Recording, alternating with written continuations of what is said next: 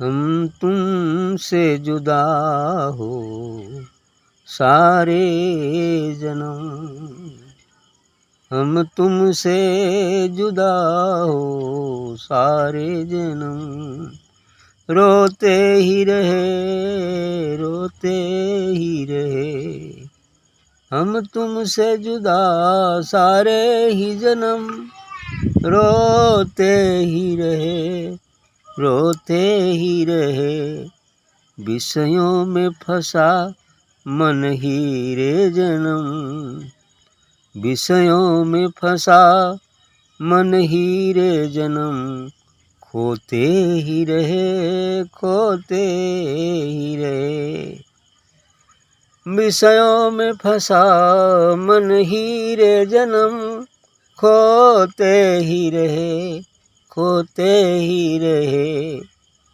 हृदय में छुपे थे तुम तो मगर हमको न रही इतनी भी खबर, हृदय में छुपे थे तुम तो मगर हमको न रही इतनी भी खबर, हम भूल तुम्हें दुनिया के सितम, हम भूल तुम्हें दुनिया के सितम, सहते ही रहे सहते ही रहे, हम भूल तुम्हें दुनिया की सितम, सहते ही रहे सहते ही रहे, जब दिल में तुम्हारी याद लगी आंसू बह जमुना धार हुई, जब दिल में तुम्हारी याद लगी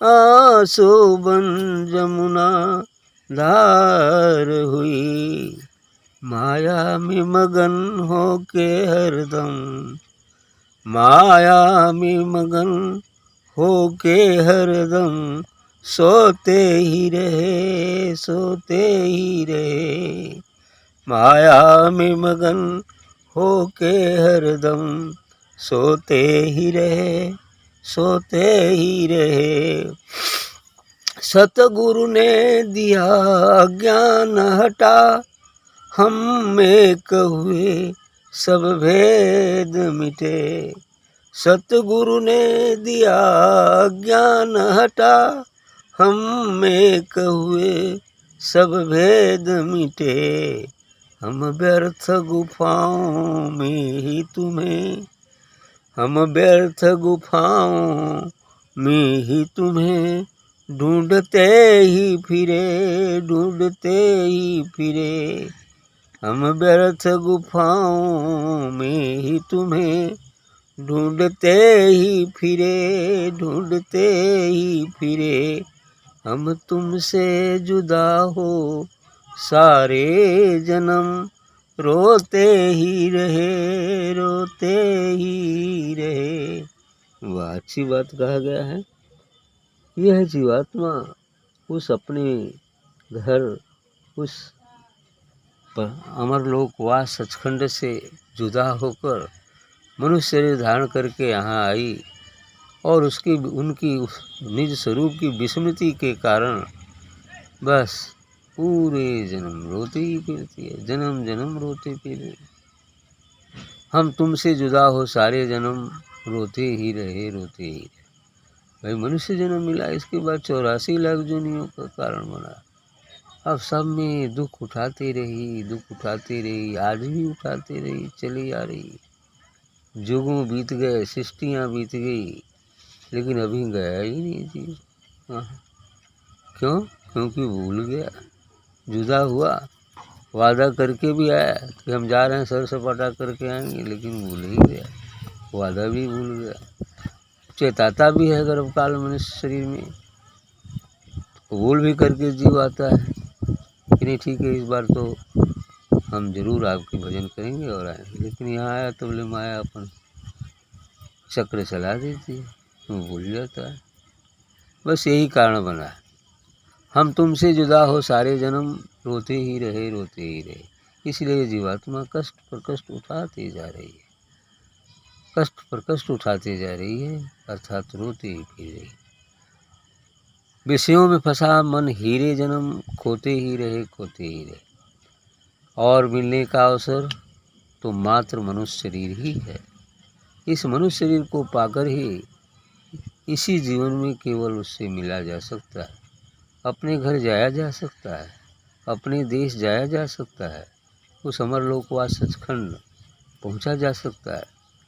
लेकिन यहाँ कह रहे हैं कि विषयों में फंसा मन हीरे जन्म। मन को इन विषयों में फंसा कर और हीरा जैसा जन्म यह मनुष्य शरीर पाकर भी खो देता है। पता नहीं कितनी बार पाया होगा यह हीरा जन्म, एक बार थोड़ी, तो कोई अवसर तो मिला। सभी सृष्टियों में इतनी बड़ी बड़ी युग होते हैं, इतना अवस्था है उसकी, पता नहीं कई बार मनुष्य पाया होगा। लेकिन फिर भी विषयों में फंसा मन हीरे जन्म। मन को विषयों में फंसा कर यह हीरा जैसा जन्म जो अति दुर्लभ है, बड़े सौभाग्य से मिलता है, उसको खोते ही आ रहा है। तो खोते ही रहे खोते ही रहे, खोते आ रहा है। क्यों? खाली इन विषयों के कारण। विषय को पी रहा है, समझता है कि अमृत पी रहा है विष, समझ रहा है अमृत। यही दृष्टि दोष हो गया है, मोतियाबिंद हो गया है। पहचान नहीं पा रहा है कि ये विष है या अमृत, भ्रम हो गया है। हृदय में छुपे थे तुम तो मगर, हमको न रही इतनी भी खबर। आगे कहता है कवि, भक्त का कहना है कि हृदय में तो तुम छुपे हो, वो परमात्मा तो सबके हृदय में छिपा हुआ है। हृदय ही उसका स्थान है छिपने का, रहने का। छिपा क्या है? वो तो इतना आवरण जीव के कारण ही पैदा हो गया है कि छिप सा गया है ना। अब उसको उखाड़ना पड़ेगा, उस हीरे को जो कि चट्टान से दब गया है। अब उस चट्टान को हटाएंगे तो हीरा दिख जाएगा। और हटाने का माध्यम सिर्फ संत सद्गुरु के बताया हुआ मार्ग ही है, जिस पर चलकर हम उस पत्थर को हटा पाएंगे। इसलिए कह रहे हैं कि हृदय में छुपे थे तुम तो मगर, हे सद्गुरु आप तो हृदय में ही छिपे थे, लेकिन हमको न रही इतनी भी, लेकिन हमें खबर ही नहीं थी। खबर होगी कहाँ? ये तो विषय इतने अंधे बना देते हैं कि उधर ही खींच जाता है। अब ये भी नहीं पता चलता कि नहीं कुछ और भी काम है, कुछ और भी करना है। बस काम, क्रोध, लोभ, मोह, धन दौलत, कुटुंब, कबीला, परिवार, ऐशो आराम, गाड़ी बंगला, ये तमाम चीज़ें। अरे इसको करने से कोई रोकता नहीं है, कोई भी मना नहीं करता। तो प्रारब्ध में जो है उसे करो, कर्तव्य कर्मों को तो पूरा करना ही पड़ता है। लेकिन पूरी चित्त को उधर ही लगा देना, ये जो है अच्छी बात नहीं। पूरे चित्त को उधर लगा देना और संत व सद्गुरु की शरण न जाना, उस अपने स्वरूप को न पहचान पाना, हम यह मानव जन्म क्यों हुआ है इसका उद्देश्य न समझ पाना, यही दुख का कारण है। क्योंकि ये उद्देश्य मनुष्य भी इसीलिए मिला है, एक ही मोक्ष का दरवाज़ा मिला हुआ है, जिसमें से होकर हम मोक्ष को प्राप्त कर सकते हैं। इसलिए कहा गया कि हृदय में छुपे थे तुम तो मगर, हमको न रही इतनी भी खबर। खबर जब हो जाती है, या खबर जब तक उस स्थान पर नहीं जाएंगे, संत सद्गुरु के पास नहीं जाएंगे, तो खबर भी नहीं हो पाएगी। और बड़े भाग तो पाई सत्संगा, बड़ा भाग उदय होता है, सौभाग्य उदय होता है, तब सत्संग मिलता है ना। तो इसलिए कहा गया कि सत्संग भी पाना बड़ा कठिन है, और पाने के बाद यदि न समझा जाए तब वो तो महा दुर्घटना है, बहुत बड़ी दुर्घटना है। हम भूल तुम्हें दुनिया के सितम सहते ही रहे।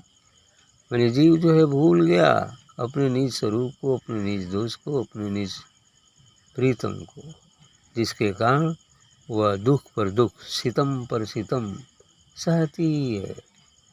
ये मनुष्य जीवन में जो कुछ होता है और अन्य 84 लाख जूनियों में कष्ट भोगते ही फिर रहा है। ये सितम पर सितम सहते जा रहा है, लेकिन फिर भी होश नहीं कर रहा है कि कि हम क्यों आए हैं, हमारा स्वरूप क्या है। इसलिए कह रहे हैं कि हम भूल तुम्हें दुनिया के सितम सहते ही रहे।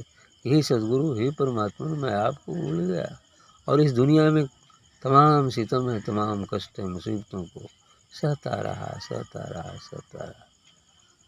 और जीवन पर जीवन बिताता रहा, अर्थात मृत्यु बार बार जन्मता और मरता रहा। यही तो कष्ट है, जन्मत मृत दुसह दुख हुई, ये तो महान कष्ट है। जब दिल में तुम्हारी याद लगी, आंसू बह जमुना धार हुई।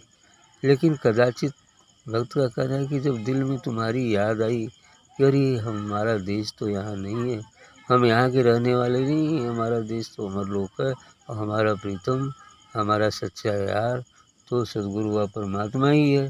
जब याद आई तो इतना आंसू बह गया कि जमुना नदी बह गई, है ना।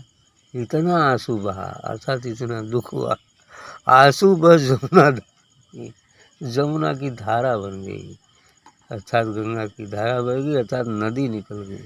अर्थात अतिशयोक्ति में है, नदी तो नहीं निकलेगी लेकिन दुख अपार हुआ और यही अपार दुख ही उसे उधर की तरफ ले जाएगा, क्योंकि इसका पता ही नहीं किसी को, तो कहाँ से खोज करेगा, है ना। पहले तो पता ही नहीं है कि हम क्यों आए हैं, हमारा उद्देश्य क्या है। इसलिए कह रहे हैं कि आंसू बह जमुना धार बनी, अर्थात अत्यंत कष्ट अनुभव हुआ। माया में मगन होके हरदम सोते ही रहे। क्योंकि अब वो ख्याल आया, याद आई तो ख्याल कि अरे हम तो माया में फंसकर बस एकदम सोए ही हुए हैं, काम क्रोध लोभ मोह मत्सर में फंसकर बिल्कुल सोए रहे और अपने प्रीतम की ही याद भूल गए, है ना। ऐसा ही कह रहे हैं कि माया के में मगन होके हरदम सोते ही रहे। सतगुरु ने दिया अज्ञान हटा, और ये अज्ञान रूपी अंधकार जो हमारे आंखों पर छाया हुआ था, जब सतगुरु से भेंट हुई तो अज्ञान रूपी अंधकार को हटा दी। तब क्या हुआ, जब अज्ञान का अंधकार हट गया तो हम एक हुए, सब भेद मिटे। तो गुरु और शिष्य, भक्त और भगवान दोनों मिलकर एक ही हो जाते हैं। यही गुरु की तद्रूपता प्राप्त करना है ना। ऐसा ही होता है, अर्थात जीव ब्रह्म में मिलकर एक हो जाता है, बूंद सागर में मिलकर एक हो जाती है। ऐसा हो गया तो भेद मिट गया है। बस उसी करेंगे, सद्गुरु ने दिया ज्ञान हटा, सद्गुरु की कृपा से ही, उसके बताए मार्ग से चलने पर ही धीरे धीरे करके ये अज्ञान का जो अंधकार है वो हटता है और फिर हम एक हुए, सब भेद मिटा, और फिर यह जीव ब्रह्म में मिलकर एक हो जाता है, अर्थात बूंद सागर में मिल जाती है और सभी भेद भी अब मिट जाते हैं। हम व्यर्थ गुफाओं में ही तुम्हें ढूंढते ही फिरे। आगे ये भी कहना है कि हम तुमको खोजते खोजते जो है बेकार उन गुफाओं में जा कर के यहाँ जाने पर मिल जाएगा, यहाँ जाने पर मिल जाएगा, यहाँ जाने पर मिल जाएगा, ढूंढते ही रहे व्यर्थ। क्योंकि जो वस्तु जहाँ है ही नहीं वहाँ मिलेगी कैसे। वो तो परमात्मा तो हमारे अंदर, हमारे हृदय कोष्ठ में, और यहीं पर ढूंढने से वो मिल पाएगा। सबको यदि यहीं से मिला है, हम सबको भी यहीं से मिल सकता है। ये बात, हम व्यर्थ गुफाओं में ही तुम्हें ढूंढते ही फिरे। ठीक।